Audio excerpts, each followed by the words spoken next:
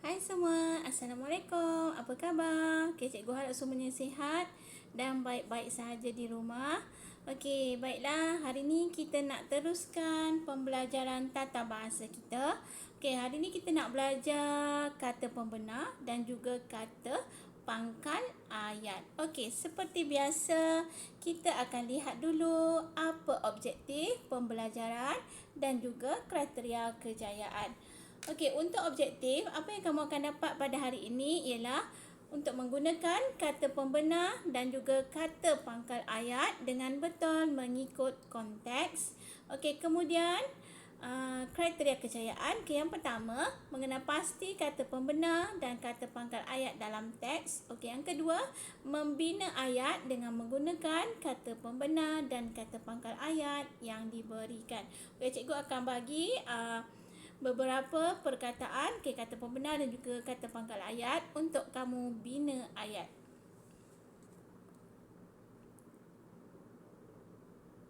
Okey, apa itu kata pembenar? Okey, apa dia kata pembenar ni? Okey, jadi kita lihat dulu apa maksud kata pembenar. Okey, kata pembenar ni digunakan untuk mengesahkan sesuatu pernyataan. Okey, digunakan untuk mengesahkan sesuatu pernyataan. Okey, sama ada pernyataan tu betul ke salah ke, jadi kita kena mengesahkan. Okey, contoh kata pembenar ialah ya, benar, betul, sahih. Okey, contoh ayat, ya, itulah orangnya. Okey, kemudian benar, dialah yang berkata demikian. Okey, kita lihat pula kata pangkal ayat.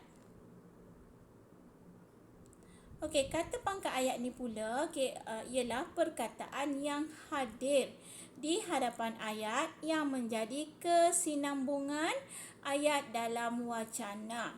Okey, contoh kata pangkal ayat ialah hatta, kalakian, maka, sebermula, arakian, alkisah, adapun, syahadan.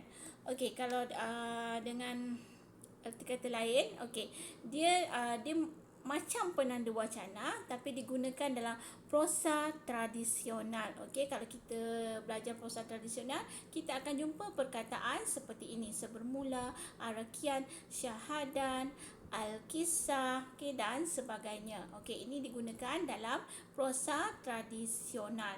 Okey, kita gunakan ni untuk menyambung ayat lah, ada kesinambungan ayat, okey, dalam wacana. Okey, kita tengok contoh ayat. Hatta, istana itu pun siap. Arakian, bersemayamlah baginda itu.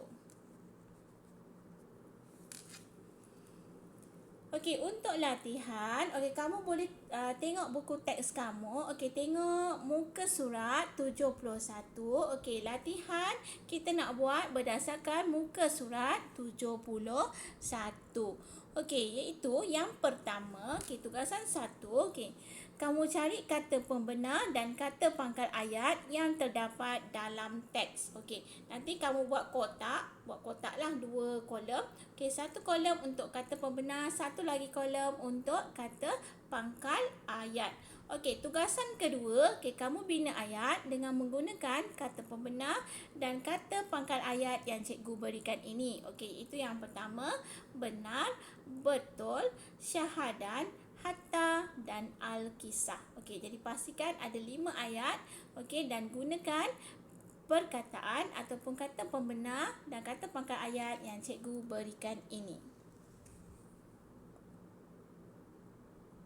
Okey, untuk tugasan tambahan, ini pun ada dalam buku teks kamu, muka surat 71.